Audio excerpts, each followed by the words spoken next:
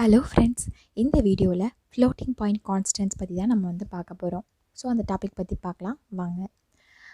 Floating point கான்ஸ்டன்ட்ஸ்னாலும் இல்லை floating point லிட்ரல்ஸ்னாலும் ரெண்டுமே ஒன்று தான். ஃப்ளோட்டிங் பாயிண்ட் லிட்ரல்ஸ் அப்படின்னு நம்ம பார்த்தோன்னா இது எதுக்காண்டி யூஸ் பண்ணுறோன்னா ஃப்ளோட்டிங் பாயிண்ட் நம்பர்ஸை நம்ம ஸ்டோர் பண்ணுறதுக்கு தான் இந்த ஃப்ளோட்டிங் பாயிண்ட் கான்ஸ்டன்ட்ஸ் யூஸ் பண்ணுறோம். அதில் எப்படி இருக்கும்னு சொல்லி பார்த்திங்கன்னா, ஒரு இன்டீஜர் பார்ட் இருக்கும், அதுக்கப்புறம் ஒரு டெசிமல் பாயிண்ட் வச்சுருப்போம், அதுக்கப்புறமேட்டுக்கு ஒரு ஃப்ராக்ஷனல் பார்ட் இருக்கும், அதுக்கப்புறம் எக்ஸ்போனன்ட் பார்ட்டும் இருக்கும். இது நார்மலாக நம்ம ஒரு டெசிமல் நம்பர்ஸ் எப்படி ரெப்ரசென்ட் பண்ணுவோமோ அதே மாதிரி தான். பாயிண்ட்டுக்கு முன்னாடி இருக்கிறது இன்டீஜர் பார்ட்டுன்னு சொல்லுவாங்க, அந்த டெசிமல் பாயிண்ட்டுக்கு பின்னாடி இருக்கிறத ஃப்ராக்ஷனல் பார்ட்டுன்னு சொல்லுவாங்க. அடிஷ்னலாக பார்த்திங்கன்னா எக்ஸ்போனன்ட் பார்ட் அப்படிங்கிறது நம்ம ஆட் பண்ணுவோம். எப்போ அப்படின்னா நம்ம எக்ஸ்பொனென்ஷியல் ஃபார்மில் ரெப்ரசென்ட் பண்ணுறப்ப நம்ம ரெப்ரசென்ட் பண்ணுவோம். அதான் பார்த்திங்கன்னா இந்த ஃப்ளோட்டிங் பாயிண்ட் லிட்ரல்ஸ் ரெப்ரசென்ட் பண்ணுறதுக்கு ரெண்டு விதம் இருக்குது. ஒன்று பார்த்திங்கன்னா டெசிமல் ஃபார்மில் நம்ம ரெப்ரசென்ட் பண்ணுவோம், இன்னொன்று எக்ஸ்பொனென்ஷியல் ஃபார்மில் நம்ம ரெப்ரசென்ட் பண்ணலாம். சப்போஸ் நம்ம டெசிமல் ஃபார்மில் ரெப்ரசென்ட் பண்ணோம் அப்படின்னு பார்த்திங்கன்னா அப்போ நம்ம என்ன பண்ணுவோம் அப்படின்னா, இன்டிஜர் பார்ட் நம்ம யூஸ் பண்ணியிருப்போம், டெசிமல் பாயிண்ட்டும் இருக்கும், அதுக்கப்புறம் எக்ஸ்பொனென்ட்டை நம்ம யூஸ் பண்ணுறதுனா பண்ணிக்கலாம், இல்லை ரெண்டுமே பார்த்திங்கன்னா யூஸ் பண்ணாமல் கூட விடலாம். அதே மாதிரி பார்த்தீங்கன்னா எக்ஸ்பொனென்ஷியல் ஃபார்மும் கிட்டத்தட்ட அதே தான். இன்டிஜர் பார்ட் இருக்கும், ஃப்ராக்ஷனல் பார்ட் இருக்கும், ரெண்டுமே இருக்கும். And at the same time பார்த்தீங்கன்னா எக்ஸ்பொனென்ட் பார்ட்டும் பார்த்தீங்கன்னா நீங்கள் யூஸ் பண்ணுறதுனா யூஸ் பண்ணிக்கலாம், இல்லை யூஸ் பண்ணாமல் கூட விடலாம். ஸோ மோஸ்ட்லி எக்ஸ்பொனென்ஷியல் ஃபார்மில் எக்ஸ்பொனென்ட் யூஸ் பண்ணியிருப்பாங்க. டெசிமல் ஃபார்மில் பார்த்தீங்கன்னா டெசிமல் பாயிண்ட் வச்சு தான் மோஸ்ட்லி யூஸ் பண்ணுற மாதிரி வரும். அப்படி நீங்கள் பண்ணலாம், இல்லை நார்மலாக எப்போ எழுதுகிற மாதிரி கூட எழுதிக்கலாம். இப்போ பார்த்திங்கன்னா எக்ஸ்போனன்ட் பார்ட்டு நம்ம சொல்கிறோம் இல்லையா, ஸோ அதுக்கு நம்ம என்ன லெட்டரை யூஸ் பண்ணுவோம் அப்படின்னு சொல்லி பார்த்திங்கன்னா small e or capital e நம்ம யூஸ் பண்ணி ரெப்ரசென்ட் பண்ணுவோம். ஸோ இது எக்ஸ்போனன்ட் அப்படிங்கிறத இண்டிகேட் பண்ணுறதுக்கு. ஓகே, இங்கே பார்த்திங்க அப்படின்னா உங்களுக்கு நான் சில எக்ஸாம்பிள்ஸ் காமிச்சிருக்கேன். ஃப்ளோட்டிங் பாயிண்ட் கான்ஸ்டன்ட்ஸ்க்கு எது லீகலானது இல்லீகலானது அப்படிங்கிறத. இப்போ லீகலான ஒரு இது பார்த்திங்க அப்படின்னா 3.14159 இருக்குது. இது நம்ம என்ன சொல்லலாம் அப்படின்னா இது ஒரு டெசிமல் ஃபார்மில் ரெப்ரசென்ட் பண்ணியிருக்கோம் ஃப்ளோட்டிங் பாயிண்ட் லெட்டரில். டெசிமல் ஃபார்மில் அப்படின்னா பாருங்கள், இன்டீஜர் பார்ட் இருக்குது, பாயிண்ட்டுக்கு முன்னாடி இருக்கிறது இன்டீஜர் பார்ட்டுன்னு சொல்லுவாங்க, இது டெசிமல் பாயிண்ட் இருக்குது, பாயிண்ட்டுக்கு அப்புறம் இருக்கிறது எல்லாமே ஃப்ராக்ஷனல் பார்ட்டுன்னு சொல்லுவாங்க. இதில் பார்த்தீங்கன்னா எக்ஸ்பொனன்ட் இ நம்ம எதுவுமே யூஸ் பண்ணல, small e or capital e. So இது ஒரு லீகலான ஃப்ளோட்டிங் பாயிண்ட் லெட்டரல் தான். அட் த சேம் டைம் இது டெசிமல் ஃபார்ம் ரெப்ரசன்டேஷன். இது கீழே பார்த்திங்கன்னா இதுவும் ஒரு லீகலான ஃப்ளோட்டிங் பாயிண்ட் லெட்டரல் தான். ஆனால் என்ன இது எக்ஸ்பொனன்ட் ஃபார்மில் ரெப்ரசென்ட் பண்ணியிருக்காங்க ஃப்ளோட்டிங் பாயிண்ட் லெட்டரில். எக்ஸ்பொனன்ட் ஃபார்ம் அப்படின்னா பாருங்கள் 3.14159 இருக்கா. ஸோ இதே தான் இதே நான் சொன்ன டெசிமல் ஃபார்ம் ரெப்ரசன்டேஷனாக தான் எக்ஸ்பொனன்ட் ஃபார்மில் இப்படி ரெப்ரசென்ட் பண்ணியிருக்காங்க. என்ன கொடுத்துருக்காங்கன்னா E-5L அப்படின்னு இருக்குது. ஸோ எல் அப்படிங்கிறது என்னன்னா சஃபிக்ஸ். நம்மளோட இன்டீஜரில் சொன்ன மாதிரி தான், நீங்கள் அது யூஸ் பண்ணுறதுனாலும் பண்ணிக்கலாம். ஸோ எல் அப்படிங்கிறப்ப பார்த்திங்கன்னா அது லாங் அப்படிங்கிறத இண்டிகேட் பண்ணுது. இப்போ E-5 என்ன அர்த்தம்னா 10⁻⁻5 அப்படின்னு அர்த்தம். -5 நீங்கள் என்ன பண்ணணும்னா 1 2 3 4 5. ஸோ அப்போ முன்னாடி போயிட்டு எனக்கு என்ன பண்ணால் இந்த இடத்துல டெசிமல் பாயிண்ட் வைக்கும். அது அப்படி நார்மலாக அஷ்யூம் பண்ணிக்கும். ஆனால் நம்ம எக்ஸ்பொனன்ட் ஃபார்மில் ரெப்ரசென்ட் பண்ணுறப்ப என்ன பண்ணுறோன்னா E-5 எழுதுகிறோம். ஸோ E-5 அதுவே என்ன அஷ்யூம் பண்ணிக்கோன்னா இன்டூ 10⁻⁻5 அப்படின்னு சொல்லி நினச்சிக்கும். 10⁻⁻5 நம்ம என்ன பண்ணுவோம், டிவைட் பண்ணுவோம் 10⁻5ஆல். ஸோ டிவைட் பண்ணுறப்ப பார்த்தீங்கன்னா உங்களுக்கு இந்த இடத்துல டெசிமல் பாயிண்ட் வரும். ஆக்சுவலாக இந்த ஃபார்மும் இது ரெண்டு வேல்யூமே ஒரே தான், இது ரெப்ரசன்டேஷன் மட்டும் வேறு. இது டெசிமல் ஃபார்ம் ரெப்ரசன்டேஷன், இது பார்த்தீங்கன்னா எக்ஸ்பொனன்ட் ஃபார்ம் ரெப்ரசன்டேஷன். ஓகே, இப்போ பார்த்தீங்கன்னா கீழே காமிச்சிருக்க மூணுமே இல்லீகல்னு சொல்கிறோம். ஏன் அப்படின்னு பார்த்தீங்கன்னா இங்கே நார்மலாக பார்த்தீங்கன்னா 5 10 இ அப்படின்னு சொல்லியிருக்கு. ஒரு எக்ஸ்பொனன்ட் நம்ம கொடுக்குறோம் அப்படின்னா அதுக்கு பின்னாடி ஏதாவது ஒரு வேல்யூ நம்ம ரெப்ரசென்ட் பண்ணணும். E1 E2 E3, அதாவது 10 பவர் என்ன நம்ம மென்ஷன் பண்ணலாம். 10 பவர் எதுவுமே மென்ஷன் பண்ணாமல் எப்படி, அது ஒரு இல்லீகல் தானே, தப்பு தானே, எரர் தான் காட்டும். ஸோ இது இல்லீகலான ஃப்ளோட்டிங் பாயிண்ட் லிட்ரல். ஏன் அப்படின்னா எக்ஸ்பொனன்ட்டுக்கு அப்புறம் நம்ம எந்த ஒரு வேல்யூமே மென்ஷன் பண்ணல. இங்கே பார்த்தீங்க அப்படின்னா 210 எஃப் அப்படின்னு சொல்லி இருக்குது. ஏன் நம்ம எக்ஸ்பொனன்ட்டுக்கு என்ன பண்ணணும், small e or capital e தான் யூஸ் பண்ணுமே தவிர வேறு எதுவும் சும்மா நம்ம வாட்டுக்கு வேணுங்கிற லெட்டரை யூஸ் பண்ண முடியாது. அதுக்கப்புறம் பார்த்தீங்கன்னா எந்த ஒரு டெசிமல் பாயிண்ட்டுமே யூஸ் பண்ணாமல் இருக்குது. ஸோ இதுவும் ஒரு இல்லீகலான ஃப்ளோட்டிங் பாயிண்ட் லெட்டர். கீழே பார்த்திங்க அப்படின்னா பாயிண்ட்டு கொடுத்துருக்காங்க, டெசிமல் பாயிண்ட் இருக்குது, எக்ஸ்பொனன்ட் இ கொடுத்துருக்காங்க 5 ஸோ எக்ஸ்பொனன்ட்டுக்கு அப்புறம் வேல்யூஸ்லாம் இருக்குது. அந்த டெசிமல் பாயிண்ட்டுக்கு முன்னாடி பார்த்திங்கன்னா இன்டீஜர் பார்ட்டி இல்லை. ஸோ இன்டீஜர் பார்ட்டும் இல்லை, அதுக்கப்புறம் பாயிண்ட்டுக்கு அப்புறம் இருக்கக்கூடிய ஃப்ராக்ஷனல் பார்ட்டுமே இல்லை. ஸோ இப்படி இருந்துச்சு அப்படின்னா இதுவும் ஒரு இல்லீகலான ஃப்ளோட்டிங் பாயிண்ட் லெட்டர் தான். ஸோ இந்த மாதிரிலாம் நம்ம யூஸ் பண்ணக்கூடாது. ஓகே, இதே நான் என்ன பண்ணுறேன்னா கோட் பிளாக்ஸ் ஐடியில் ஓப்பன் பண்ணி உங்களுக்கு நான் பண்ணுறேன்.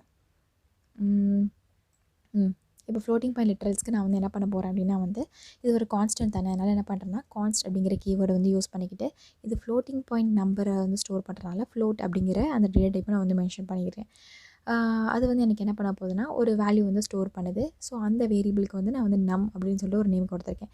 ஸோ என்ன வேல்யூ ஸ்டோர் பண்ணுது அப்படின்னு சொல்லி பார்த்தீங்கன்னா இதே வேல்யூ நம்ம வச்சுக்கலாம் 3.141 அப்படின்னு. ஸோ 3.14 ஆக்சுவலாக அது பையோட வேல்யூ தான். ஸோ அதனால் நம்ம வந்து என்ன பண்ணிக்கலாம் அப்படின்னா வந்து இதை நான் வந்து பையன்னு சொல்லி மாற்றிக்கிறேன். நான் வந்து கேபிட்டல் லெட்டர்ஸும் யூஸ் பண்ணிக்கலாம், ஸ்மால் லெட்டர்ஸும் யூஸ் பண்ணிக்கலாம் வேரியபிள் டிக்ளரேஷன். அப்போ நான் முன்னாடியே சொன்ன மாதிரி தான். இப்போ நீங்கள் ஸ்மாலே யூஸ் பண்ணுறீங்கன்னா எல்லா இடத்துலையும் யூஸ் பண்ணுறப்ப ஸ்மால் யூஸ் பண்ணிக்கணும். நீங்கள் கேபிட்டல் யூஸ் பண்ணிங்கன்னா எல்லா இடத்துலையும் யூஸ் பண்ணுறப்ப நீங்கள் கேபிட்டல் தான் யூஸ் பண்ணணும். ஓகே, இப்போ கான்ஸ்ட் ஃப்ளோட் பை இஸ் ஈக்குவல்னு சொல்லிட்டு அந்த வேல்யூ நான் வந்து கொடுத்துருக்கேன். இப்போ இந்த வேல்யூ வந்து பார்த்திங்கன்னா நான் வந்து ஜஸ்ட் வந்து பிரிண்ட் தான் பண்ண போகிறேன். ஸோ பிரிண்ட் ஆஃப் ஸ்டேட்மெண்ட்டில் வந்து ஃப்ளோட்டிங் பாயிண்ட் நம்பரை நம்ம வந்து பிரிண்ட் பண்ண போகிறோம் இல்லையா? ஸோ அப்போ நான் எப்படி கொடுக்கணும் அப்படின்னா வந்து %f கொடுத்தா தான் ஃப்ளோட்டிங் பாயிண்ட் நம்பரை டிஸ்ப்ளே பண்ணும். இங்கே வந்து நான் என்ன கொடுக்குறேன்னா அந்த வேரியபிள் நேம் வந்து என்னது பை. இதே மாதிரி தான் நான் எங்கேயும் வந்து மென்ஷன் பண்ணியிருக்கேன். இதே ஸ்மால் பிஏ இப்போ நம்ம கொடுத்து பார்த்தா கண்டிப்பாக எரர் தான் காட்டும். கொடுக்கலாம். இப்போ நான் சேவ் பண்ணிவிட்டு பில் பண்ணுறேன். பாருங்கள், எரர் தான் காட்டுது. ஏன் அப்படின்னா வந்து by undeclared first use in this function. So அந்த ஃபங்க்ஷனில் யூஸ் பண்ணிக்கக்கூடிய இந்த பை வந்து பார்த்திங்கன்னா அன்டிக்ளேர். நீங்கள் எங்கேயுமே டிக்ளேர் பண்ணலான்னு சொல்லுது. ஆனால் நான் டிக்ளேர் பண்ணியிருக்கேன். ஆனால் என்னது அப்பர் கேஸ் யூஸ் பண்ணியிருக்கேன், இந்த இடத்துல லோவர் கேஸ் யூஸ் பண்ணியிருக்கேன். ஸோ சி வந்து பார்த்திங்கன்னா கேஸ் சென்சிட்டிவ் அப்படிங்கிறத காட்டுறதுக்கு தான் நான் சேஞ்ச் பண்ணேன்.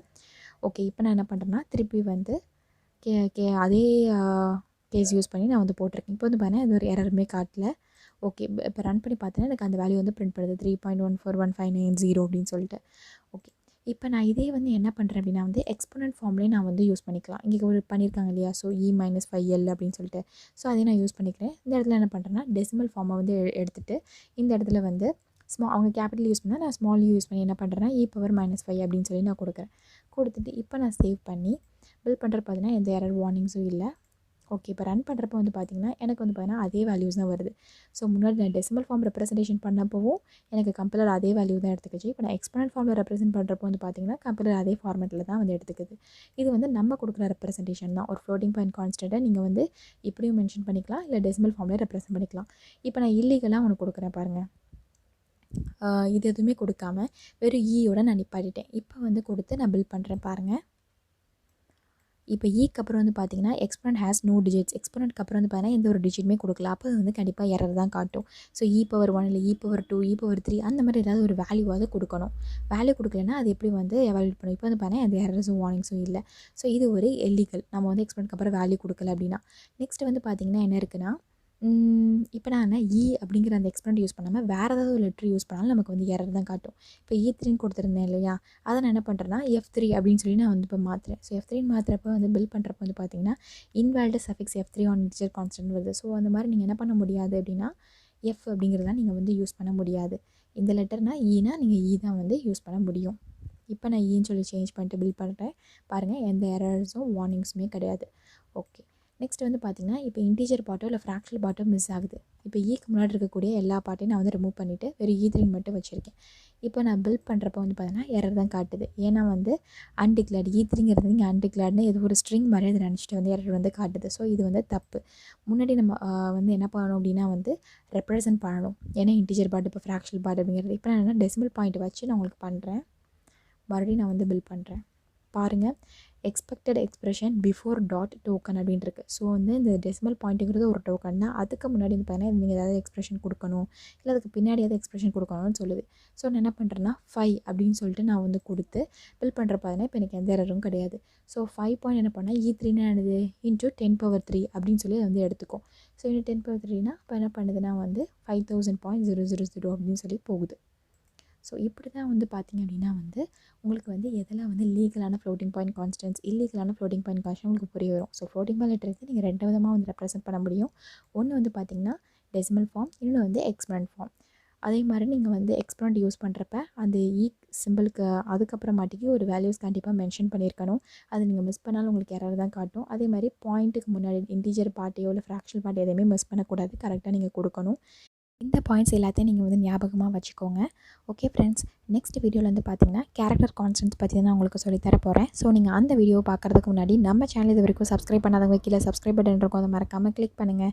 அப்படியே பக்கத்தில் பெல் நோட்டிஃபிகேஷன் ஐக்கான் இருக்கும், அதையும் கிளிக் பண்ணுங்கள். அப்போ தான் உங்களுக்கு ஃபர்தராக நோட்டிஃபிகேஷன்ஸ் காட்டும் வீடியோஸ் அப்லோட் பண்ணுறப்ப.